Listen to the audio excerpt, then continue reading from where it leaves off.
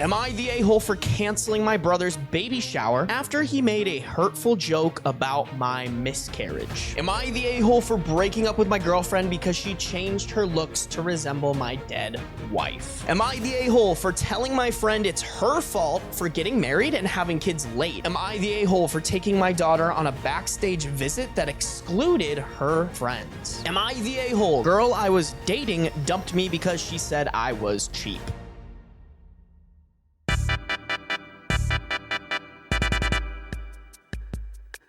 Am I the a-hole for breaking up with my girlfriend because she changed her looks to resemble my dead wife? I, 35 male, was married to Laura for 7 years. We have a son who is 10 now. She was the light of my life. When we were both 28, we found out she had a rare form of cancer. She passed away 5 months later. This crushed me, and I was left drowning in my grief for a long time afterwards. My son and I have been attending therapy weekly ever since. It's been rough, but I feel like we've made a lot of progress. I didn't feel up to another relationship for a while. I filled my time with hobbies, friends, and spending time with my son and family. Then a little over a year ago, I met Kayla, 33 female, at a work event. We share a hobby that's pretty niche where I live, so we had a great time chatting about it. Eventually, we began to go out together. She's great, but differing from my wife. I love her for who she is as an individual. I was hesitant at first, but after speaking with my therapist, I decided to try for a committed relationship if we took it slow. At first, she was amazing. I told her about my past and that my son comes first, even before our first official date. She was very compassionate and understanding about everything. After a few months of smooth sailing, I decided to introduce her to my son, and they got along great as well. For the first time after Laura's death, I could start to see a possible future with somebody else. Everything started to go downhill around 4 months ago. She seemed to be a little bit more distant than usual, so I sat down with her one night to ask her what was wrong. She teared up a bit and confessed that she felt I had been neglecting her lately. She then said she feels like I'm using her as some replacement for my dead wife. This came as a total shock. A part of me will always love Laura, but I didn't feel like I was ignoring Kayla or anything. I asked for some specific examples, but she didn't say much afterwards. I felt guilty that I had made her upset, so I ended up apologizing and arranged for us to have a few more date nights, and she seemed happy again. Then a couple weeks later, she had to go to a cousin's wedding. I couldn't attend because of work, but she was only gone for a day. When she got back, I asked for some pictures, but she just said there hadn't been any of her. I thought it was a bit strange, but I didn't pry. Then the next day, a coworker of mine showed me one off of a private page on Facebook. I was shocked to see an expensive pair of my wife's earrings on Kayla. In my son's room, there is a small cupboard with pictures of him and his mom, letters from her, and some of her prized jewelry. I checked it as soon as I came home, and the earrings were returned to the cupboard, but in a different spot. I confronted her and she got mad, yelling at me for assuming she'd be so careless as to lose or damage the earrings. I told her I was just hurt she'd go behind my back and take something with sentimental value, even if they were beautiful. She eventually broke down and apologized, and after a serious talk about boundaries, we moved on. Things improved for a while before her strange behavior started. It began with her changing her hair color to match my wife's. My wife had naturally light blonde hair that a lot of women dye their hair to today, so while I thought it was strange, I wrote it off as a beauty choice. Then she began regularly straightening her hair. She has wavy hair and my wife's hair was pin straight. She also started to change her clothes to be more like my wife's, or at least the one she's seen in the pictures. She also had her ears double pierced and got a cartilage piercing like my wife. This was all incredibly unnerving, but she just said I was crazy. I'd ask my family and they said I was nuts too, so I ignored it. Then she brought up having my son call her mama. I said I wasn't a huge fan of the idea, but if my son wanted it, I suppose it'd be fine. She went on a whole rant about how it was different because he called my wife mommy, so it's not like she's stealing a title. He said no, and she was a bit cold to both of us for days. She seemed like a totally different woman than the one I fell in love with. Everyone around me just said I was probably nervous since it's my first relationship after Laura's death. The final straw was when she got a tattoo that was almost the exact same as my wife's. It was in the same spot, same color, just with slightly different design. This was my final straw. I sat her down and confronted her a week ago with everything. At first, she denied it all, but then broke down into tears and said I never loved her. She said she felt like she had to live up to the memory of a ghost. This upset me because I asked her before what I did specifically and she wouldn't discuss it. Plus, she was the one being weird and copying Laura. She kept sobbing and saying I didn't love her. I got so sick of it, I yelled at her saying if she felt so unloved, we should just break up. I honestly do like her, but I've seen how miserable she has been lately and I don't think this relationship is good for her mental health. She got dead silent and just left and drove away. I was just so tired of everything. Later that night, she tried to take her life with pills and barely survived. She has no living family, so I was listed as her emergency contact. She wrote a long letter to me saying she loves me so much, but obviously I don't feel the same, and that maybe if she was dead too, I'd love her even a fraction of how much I loved my dead wife. I'm distraught over this. She's been so strange lately, but before all of this, I really did love her. My mom and siblings keep on saying that I'm awful for pushing her to this point and that instead of ending it, I should have doubled down in reassuring my love for her. They all got along great with her and had been hinting that they wanted us to get married so my son would have a mother again and possibly some siblings. I didn't think I was the a-hole, but my whole family is being cold to me and I have no idea what to do. They're saying I should go visit as soon as possible and support her with this to rekindle our relationship. I'm not sure if I want to do that. She's so unhappy with me and seems obsessed over my dead wife. I keep on thinking over this and wondering if I should have reassured her of my love again or broken up with her in a more tactful way. OP literally just did what was in his head good for her and good for him. You shouldn't do that to her. What about OP?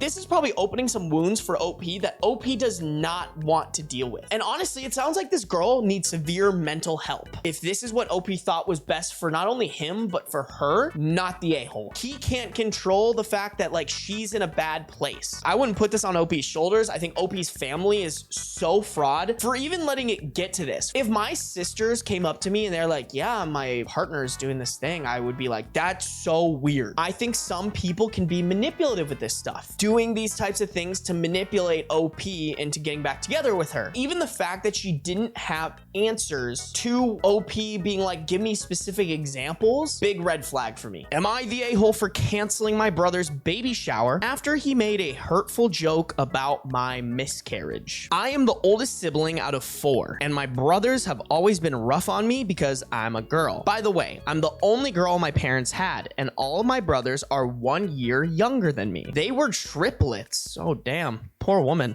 I've always been the one to be a second mom to my brothers because whenever our parents couldn't get it, I would. One of my brothers had found a wife. They've had a baby girl. I am very close to my brother and his wife, and even his wife was excited to have me as the baby's aunt. I love this baby with all of my heart, being that this is my first niece, and I plan on spoiling her because I'm financially stable, and even though I'm not wealthy, I still have a good amount of spending money. I also had a miscarriage about 2 years ago that was really hard on me, so having a baby that I would be close with was extremely emotional and exciting for me. On the other hand, my brother is not. He's very traditional and wants to be the breadwinner / provider of his family. He and his wife want to have a baby shower, but it would mean they would lose a great sum of money they can't afford. I've offered to pay for the whole thing because I love them and the baby. Plus, it would be a beautiful moment for both sides of our family. My husband and I coordinated with them and paid for anything they wanted for the baby shower. A few weeks before the baby shower, my brother, his wife, my husband, and my brothers were at our parents' house for a football game. The topic of babies and the baby shower they planned came up, and my brother made a joke saying, I'm glad my wife is in working condition so we could be the first ones to have a baby. It feels good to be the first sibling for something. That really hurt because I was so excited to be having a baby, but when me and my husband got the news, it devastated us, and it took us a while to become better. I went home crying, and I blocked my brother on everything. I couldn't believe how inconsiderate and insensitive he was, especially after I gave him everything. I texted him one time saying, we won't be paying for your baby shower anymore. What you did was horrible, and I don't want to speak to you again. He told our family, and now they're trying to contact me, but I don't want to hear it. So, am I the a-hole? I mean, no, absolutely not. Going out of your your way to pay for a whole baby shower is a huge gift, and what your brother said is absolutely unacceptable. I will say I don't like her reaction. OP never really went into what she said to the brother afterwards. It's very unclear if she just got up and left right there, or if she actually like said something and chewed out her brother and then left. I'm not sure. Either way, she needs to have a conversation with her brother, because it's not okay to say something like this. Not excusing the brother's actions at all, but number one, I think she should give her brother, you know, as long as they've had a good relationship up to this point, she should give her brother the opportunity to apologize and show that he's remorseful for what he said. Because I could totally see a situation where the brother didn't think through it and thought it was a tasteful joke when it's clearly not. But people are stupid. People do stupid things. I'm not saying OP shouldn't feel hurt. I'm not saying that what the brother said was right, but after she kind of has a wind down, she should talk to her brother. I still don't think she should pay for the baby shower though. That's his punishment. I think for the ongoing relationship between you and your brother, also the future relationship with this baby, get back in contact, make amends. So update on this. I've been reading a lot of the comments. I would like to thank everyone who gave their support and opinion. I will be answering some common questions I've been hearing. 1, what was the sister-in-law and family's reaction? Everyone did not agree with this comment, and the sister-in-law was pissed he even said something so rude. She texted me how sorry she was on his behalf, and she says she totally understands why I made my decision. Did he apologize? He believes he did nothing wrong, so he's standing on his action. While I am upset by his blindness to how this could be hurtful, I'm not the kind to argue until I get an apology. I have made the decision to try to still give my sister-in-law a baby shower because she deserves it. I don't want to ruin my relationship with her or my niece, so I'm trying to figure out a way to give her a baby shower and still hold my grounds with my brother. Now that we know that the brother is a shitty person, we can comfortably say definitely not the a-hole, and even further, the brother is clearly the a-hole in this situation. Like, if everybody's telling you you're wrong, you're probably wrong, especially your own wife. Am I the a-hole for telling my friend it's her fault for getting married and having kids late because the world won't wait on her now? I, 39 female, have a 6-person girl group since college, 37 to 39 female, and that includes Mary, 38 female. We've been close throughout the years and have been at milestone events for each other. Mary just had a baby and is completely fitting the crazy new mother stereotype. In college, Mary has always been someone who had to make it known that she was unique/different from the rest of us, which wasn't as draining then as it has become now. For starters, all other women in our circle got married between the ages of 22 to 27, and we all have multiple kids. So the 5 of us were able to experience these milestones alongside one another and got closer as we shared similar lifestyles. Mary was very adamant on not settling until her 30s because she wanted to travel and have different experiences, which we all supported. Regardless, she would continue to make comments about how she's so lucky, unlike us, because we're tied down with husbands and babies. I think this is where she grew resentment towards us because we were in different places in life, and she was upset we couldn't have our group be similar to how it was in college. Then into our mid-30s, it became a whole saga of she's getting older and can't find a husband because all the good men are married or divorced with kids. When she finally got married, many could not attend because it was a destination event and child-free during COVID. This caused a fight because she said how she was there for us during our weddings, but we couldn't put aside a week for her. We had all told her how we wished we could, but it simply was not financially feasible and didn't logistically work with our kids. But she just refused to hear us out and was simply so inconsiderate about our lives and families, saying we were horrible friends. Now, Mary just gave birth to her first child, and I was very excited for her. The only issue is that she moved from our state to a very remote place that's only accessible by a 6-hour car ride. Her baby is 6 months old, and none of us have been able to get up to go visit her. I think she's been having a wrong idea of what a village is and has essentially demanded in our group chat that we come up for the holidays and help her out because she's having a hard time adjusting to mom life. But this would entail we all take the week off, arrange childcare, figure out transportation, and book hotels during the holidays. It's gotten to the point where she's posting cryptic messages on Facebook bashing fake friends who won't be there for her. As much as I wish I could, I cannot physically support her in the way she needs me to do in this stage of life. It would have been completely different if she still lived in our city, and this was earlier in life when we had less commitments/priorities. So I told her this, and that if she was hoping for this big village and constant support, she should have thought about that when planning out her life, because we can't all just pause our lives for her. Personally, I'm getting a more everyone sucks here vibe. Just from reading this, it sounds like this group of friends is extremely toxic. They should have disbanded a while ago. no. I just am a firm believer. If you have a kid, that is solely your responsibility. Yeah, I get it. Back in the day, it used to be like, it takes a village. But that's when we were severely under-resourced, and you can't expect these people that live 6 hours away from you to drop everything for that village. If you want to create your own village in your own area, that's fine. Don't disrupt other people's lives so that it makes your life easier. I think that's selfish. I think that's rude. Prismatic Ranch said, no, not the a-hole. Everyone sucks. They've all outgrown each other. Yeah, I think that's a good way to put it. They're ready to go their separate ways. AK said, friend groups take different paths in life. It may suck, but that's how life is. Some start families early, some start families late. To me, it's no one's fault. Yeah, but I mean, I think the fault here, number one, it's fine to take different paths, but it's not okay to like actively talk shit about one person's path or the other. On top of that, Mary is asking too much. Don't get me wrong, I also think the friend group is wrong for not making a trip to go see your supposed friend's new baby. In 6 months, you can find even a weekend to make a 6-hour trip to go and see her. Yes, you're probably busy and there's things going on, but it's not impossible to make it happen. So the fact that none of you have seen her is pretty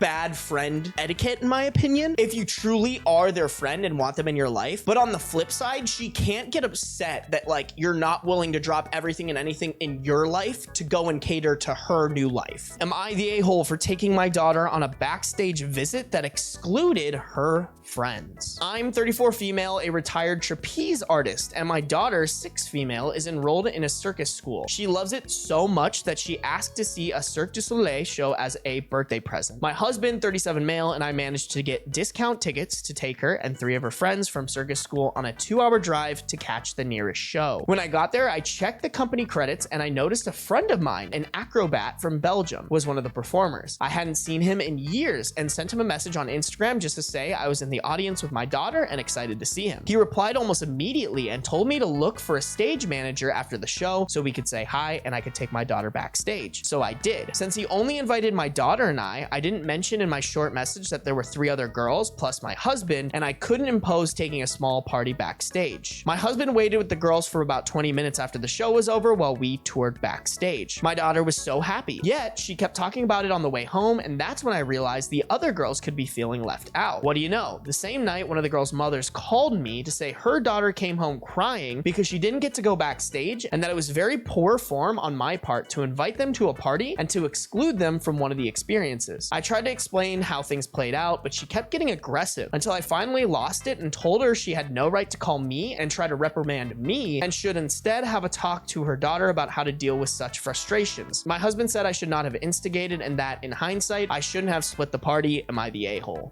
I'm more leaning towards everyone sucks here, but like everyone sucks here a little bit. I do think OP is a little bit in the wrong for not figuring out a way to get all of them backstage. They should have responded with, I didn't expect this. I would love to, but we also have my daughter's 3 friends and my husband here. Is that still manageable? Totally understandable if it's not, because odds are it probably would have been manageable. You just need to have the awareness to be like, everybody should be included in this. So for that, I think OP does suck here, but also this mom getting aggressive. I don't think it's that big of a deal on either side, but I think they both just handled it very poorly, and that's why I'm going with everyone sucks here. Am I the a-hole? Girl I was dating dumped me because she said I was cheap. I've been dating a girl for about 3 months. We live about an hour away from each other. I thought it was going to be great, but today she ended it. She said that she didn't want to be in a relationship where she never gets treated fairly or where it's 100% reciprocal. She said I came across as cheap and she felt now was a good time to end it. I've never considered myself cheap, so I was quite surprised by this. She never came across as wanting to take advantage of me. We split every dinner and every drink date. When we got a takeaway meal, I got it one week and she got it another. When we did activities such as bowling or the cinema, she paid for those things because I drove her to town. I did most of the driving because I live in a small town with no real fun activities, whereas her town has loads. I didn't ask her to pay, she offered, and it seemed fair because I drove the hour and back. She mentioned that I never brought her anything, but we've been dating for 3 months.